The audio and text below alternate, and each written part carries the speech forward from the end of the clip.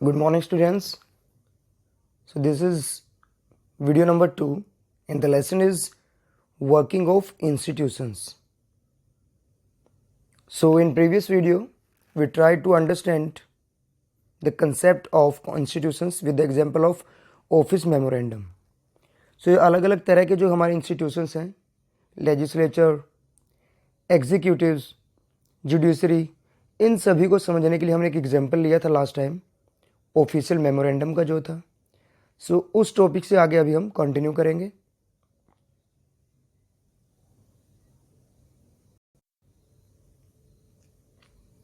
Our today's topic in this lesson is need for political institutions. यानी कि जो institutions हैं ये लेजिस्लेचर, एग्जीक्यूटिव, जुडिशरी, इनकी ज़रूरत क्यों है हमें, वो हम आज डिस्कस करेंगे इसमें. We have seen one example of how the government works. सो हमने ऑफिस मेमोरेंडम का जो एग्जाम्पल लिया था उसमें हमने देखा कि जो गवर्नमेंट है वो किस तरह से काम करती है.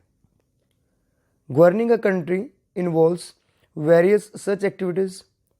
सो जी एक कंट्री को गवर्न करना है, उसको राजनीतिक तौर पर संभालना है, तो उसमें इस तरह की बहुत सारी एक्टिविटीज़ शामिल होती हैं. For example, the government is responsible for ensuring security to the citizens. यह रिस्पॉन्सिबिलिटी गवर्नमेंट की होती है कि वहाँ पर रहने वाले जो सिटीजन्स हैं, नागरिक हैं, उनको सिक्योरिटी प्रोवाइड करवाई जाए. And providing facilities for education and health to all. और सभी नागरिकों को एजुकेशन और हेल्थ की फैसिलिटी दी जाए.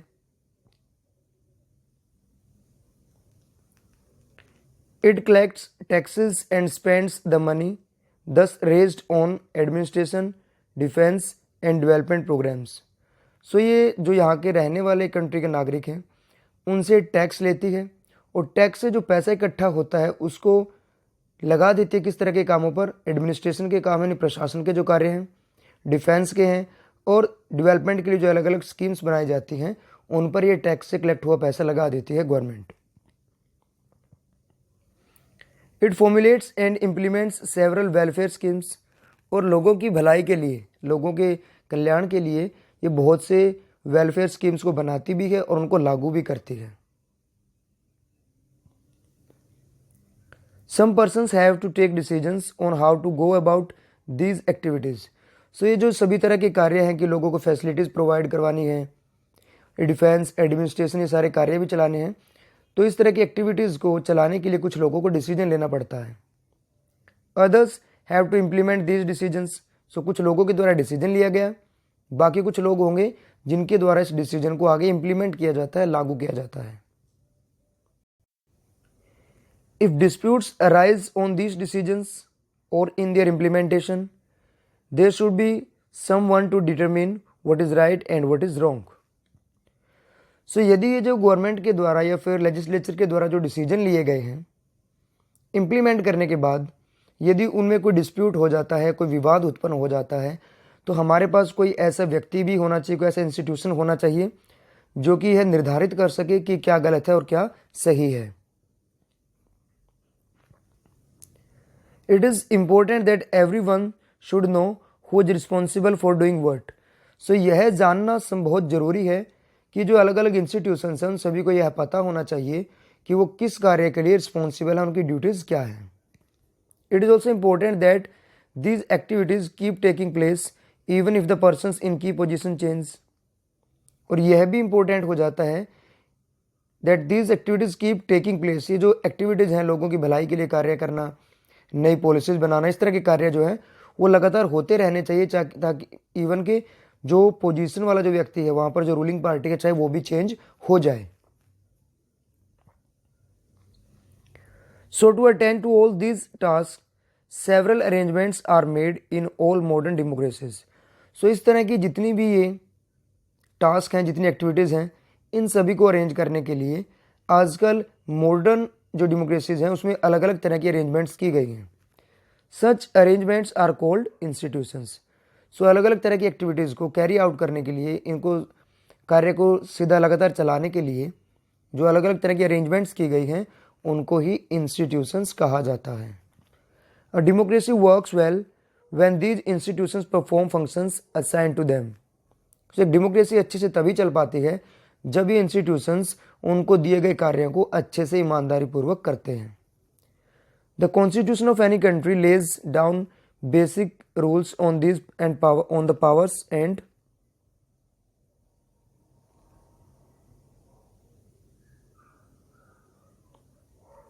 Functions of each institutions. So हमारा जो कॉन्स्टिट्यूशन है उसके द्वारा कहा गया है कि किस किस इंस्टीट्यूशन के क्या क्या कार्य हैं वो अलग निर्धारित किए गए हैं। In the example above we saw several such institutions at work. So हमने पहले जो एग्जाम्पल देखा था ऑफिशियल मेमोरेंडम वाला, वो उसमें इस तरह के अलग अलग इंस्टीट्यूशंस कार्य कर रहे थे। हम देखते हैं वो कौन कौन से थे। The prime minister and the cabinet are institutions that take all important policy decisions. So जो प्राइम मिनिस्टर है और उनके साथ जो कैबिनेट मिनिस्टर्स हैं वो सभी मिलकर ही इंपॉर्टेंट डिसीजंस लेते हैं। कोई भी इंपॉर्टेंट जो पॉलिसी बनाई है उसका डिसीजन लेते हैं। सो ये आपका क्या हो गया, legislature. Second one, the civil servants working together are responsible for taking steps to implement the minister's decision. अब जो कैबिनेट मिनिस्टर्स ने और प्राइम मिनिस्टर ने डिसीजन लिया है उसको इम्प्लीमेंट करने की और उसको सक्सेसफुल बनाने की जिम्मेवारी किसकी है, सिविल सर्वेंट्स की। Means they are executive. Supreme court is an institution where disputes between citizens and the government are finally settled. So supreme court एक ऐसा इंस्टीट्यूशन है हमारा जहां पर नागरिकों के और सरकार के बीच में कोई डिस्प्यूट विवाद होता है उसको सुलझाने के लिए सुप्रीम कोर्ट ही वहां पर फाइनली होता है। So this is judiciary, third organ. Working with institutions is not easy. तो इस तरह के अलग अलग जो इंस्टीट्यूशंस है ये इनके साथ कार्य करना बिल्कुल आसान नहीं है। Institutions involve rules and regulations, क्योंकि इन इंस्टीट्यूशंस के अपने अपने अलग अलग रूल्स और रेगुलेशंस होते हैं। This can bind the hands of leaders. और ये जो रूल्स हैं लीडर्स की एक लिमिट सेट कर देते हैं, उनकी सीमा सीमित कर देते हैं, उनको बता देते हैं कि अपनी मर्जी से कोई भी कार्य नहीं कर सकते। Institutions involve meetings, committees and routines. अब इन इंस्टीट्यूशंस में लगातार मीटिंग्स भी होती हैं, अलग अलग कमिटीज़ बनती हैं, उनके रूटीन्स मतलब जो डे टू डे कार्य हैं वो चलते रहते हैं। This often leads to delays and complications. So अक्सर क्या होता है कि बार बार मीटिंग होती है, किसी डिसीजन को लिए कमेटी बनाई जाती है, सुनवाई होती है उनकी, तो इससे जो हम कोई भी डिसीजन लेते हैं उसमें डिले हो जाता है, देरी हो जाती है। Therefore dealing with institutions can be frustrating. इसलिए इंस्टीट्यूशन के साथ जो डील करना है वो थोड़ा सा फ्रस्ट्रेटिंग हो सकता है। One might feel that it is much better to have one person take all decisions without any rules, procedures and meetings. तो कुछ लोगों को लग सकता है कि डेमोक्रेसी से अच्छा है, पार्लियामेंट से अच्छा यही है हमारे पास कि कोई अकेला ऐसा व्यक्ति हो जिसके पास सारी पावर हो, वही डिसीजन ले, वही उसको लागू करे और बिना किसी मीटिंग वगैरह के प्रोसीजर के वो एक टाइम पे ही डिसीजन डायरेक्टली ले सके। But that is not the spirit of democracy. परंतु डेमोक्रेसी की ये स्पिरिट यानी कि बेस है नहीं, आधार नहीं है। Some of the delays and complications introduced by institutions are very useful. अब इन इंस्टीट्यूशंस की वजह से जो कोई डिसीजन लेने में टाइम लग जाता है वो कई बार बहुत ही यूजफुल होता है। They provide an opportunity for a wider set of people to be consulted in any decision. इससे हमें एक मौका मिलता है, अपॉर्चुनिटी मिलती है कि जो भी डिसीजन लिया जा रहा है उसके बारे में बहुत से लोगों के द्वारा जो है कंसल्ट किया जाएगा, डिस्कशंस किए जाएंगे। Institutions make it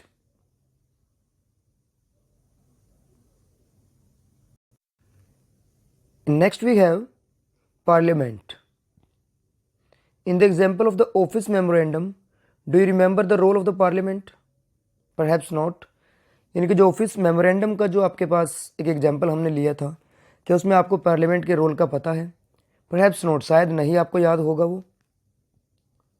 Since this decision was not taken by parliament, you might think that the parliament had no role in it.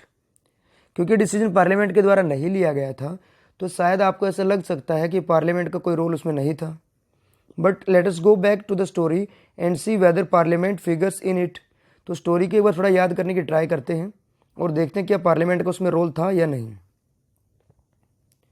Let us recall the points made earlier bye completing the following sentences, कुछ sentences दिए गए हैं जिसमें हर एक sentence में parliament का mention होगा। सो आपको ये बिगनिंग वाले जो वीडियो है उसमें से मिल जाएगा, इसका आंसर ढूंढ सकते हो। The report of the Mandal commission was discussed in parliament. The president of India mention this in the parliament. President ने पार्लियामेंट में इसको मैंशन किया था। The prime minister made a statement in both the houses of the parliament. So तीनों ही statements में आपका parliament word मिलेगा, आप बैक वाली वीडियो में चेक कर सकते हैं इसको। The decision was not directly taken in the parliament. Decision directly parliament में नहीं लिया गया था, but parliamentary discussions on the report influenced and shaped the decision of government. परंतु पार्लियामेंट में जो डिस्कशंस किए गए थे उनकी वजह से ही ये जो रिपोर्ट पे डिस्कशंस हुए थे उन्होंने गवर्नमेंट के इस डिसीजन को शेप दिया, आकार दिया और प्रभाव डाला उस पर। They brought pressure on government to act on the Mandal recommendations. Mandal commission ने जो रिकमेंडेशंस दी थी उन पर कार्य करने के लिए, उनको अप्लाई करने के लिए इन्होंने जो डिस्कशंस हुए, डिसीजंस जो लिए गए, उन्होंने गवर्नमेंट पर प्रेशर डाला। If parliament was not in favour of this decision the government could not have gone ahead with it. यदि पार्लियामेंट इस डिसीजन के फेवर में ना होती तो गवर्नमेंट कभी इस डिसीजन को इम्प्लीमेंट नहीं कर पाती। Can you guess why? Recall what you read about the parliament in the earlier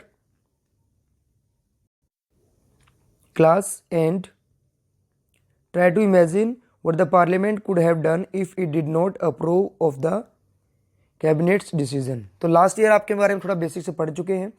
यदि पार्लियामेंट उसको इसको अप्रूव नहीं करता तो उसके आगे क्या हो सकता था। So next we have why do we need a parliament. Like we have discussed why do we need political institutions. हमें राजनीतिक जो ये इंस्टीट्यूशंस हैं इनकी ज़रूरत क्यों है। इसी तरह से पार्लियामेंट की भी हमें ज़रूरत क्यों है। In all democracies, an assembly of elected representatives exercise supreme political authority on behalf of the people. हर एक डेमोक्रेसी में, जो भी वर्ल्ड में जितनी भी डेमोक्रेटिक कंट्रीज हैं, वहाँ पर एक जो असेंबली लोगों के द्वारा चुनी जाती है, वो लोगों की ओर से जो सुप्रीम पावर उनको मिली है उसको प्रयोग करते हैं। In India such a national assembly of elected representatives is called parliament. So India में जो लोगों ने रिप्रेजेंटेटिव्स को चुना है उसकी असेंबली को पार्लियामेंट कहा जाता है। At the state level this is called legislature और लेजिस्लेटिव असेंबली। राज्य स्तर पर बात करें तो उसको लेजिस्लेचर बोल देते हैं या फिर लेजिस्लेटिव असेंबली यानी कि विधानसभा। द नेम में very in different countries but such an assembly exist in every democracy. हो सकता है कि अलग अलग कंट्रीज में इस असेंबली का नाम अलग रखा गया हो, परंतु हर एक डेमोक्रेसी के अंदर ये असेंबली जरूर होती है। It exercises political authority on behalf of the people in many ways. तो ये लोगों के बिहाफ पर, लोगों की ओर से बहुत सी जो आपको राजनीतिक अधिकार मिले हैं, पावर मिली है, उनका प्रयोग करते हैं। तो देखते हैं वो कौन कौन सी हैं। Number 1 is parliament is the final authority for making laws in any country. किसी भी कंट्री में कोई आखिरी जो कानून बनाना है कोई भी, सो सबसे बड़ी जो अथॉरिटी है वो पार्लियामेंट है। This task of law making और legislation is so crucial that these assemblies are called legislatures. So जो नए कानून बनाते हैं, कानून बनाने का जो टास्क है ये बड़ा ही महत्वपूर्ण होता है, इसलिए इन असेंबलीज का नाम रख देते हैं legislatures. Parliaments all over the world can make new laws. So अलग अलग वर्ल्ड में डेमोक्रेटिक कंट्रीज में जितनी भी पार्लियामेंट्स हैं वो क्या कर सकती हैं, can make new laws, exchange existing laws, नए कानून बना सकती हैं। चेंज एग्जिस्टिंग लॉज, जो अभी लॉज कानून बने हुए उनको चेंज कर सकती हैं। और एबोलिश एग्जिस्टिंग लॉज, इस समय पर जो लॉज हैं उनको बिल्कुल ख़त्म भी कर सकती है। And make new ones in their place, और उनकी जगह पर नए कानून बना सकती हैं। Parliaments all over the world exercise some control over those who run the government. Parliament all over the world exercise some control. Parliament के पास कुछ कंट्रोल होता है उन लोगों के ऊपर जो कि गवर्नमेंट को चलाते हैं। In some countries like India this control is direct and full. So Bharat जैसी कंट्री में जो पार्लियामेंट का कंट्रोल है गवर्नमेंट के ऊपर, वो डायरेक्ट भी है और पूरी तरह से है। Those who run the government can take decisions only so long as they enjoy support of the parliament. और जो गवर्नमेंट को चलाते हैं वो डिसीजन लेने की उनके पास पावर है तब तक है जब तक उनके पास पार्लियामेंट की सपोर्ट है, यानी कि जब तक मेजोरिटी उनका फेवर करती है। Parliaments control all the money that government have. Government के पास जितनी भी मनी है वो पार्लियामेंट ही कंट्रोल करती है। In most countries any the public money can be spend only when the parliament sanctions it. So कई कंट्रीज में ऐसा भी मतलब रूल है, जब पार्लियामेंट सैंक्शन करेगी तभी पब्लिक मनी को कहीं पर यूज किया जा सकता है। Parliament is the highest form of discussion and debate on public issues and national policies in any country. किसी भी कंट्री के अंदर पार्लियामेंट सबसे बड़ा जो है आपके पास प्लेटफॉर्म है डिस्कशन करने का, वाद विवाद करने का, नेशनल यानी कि इंडिया के लिए, कंट्री के लिए आप कोई भी पॉलिसी बनाई जा रही हो उसके लिए। Parliament can seek information about any matter, और पार्लियामेंट को किसी भी टॉपिक पर, किसी भी मुद्दे पर यदि जानकारी चाहिए तो वो ले सकती है। So that's all about the parliament and its powers. The next topics we will continue in our next video. Thank you very much.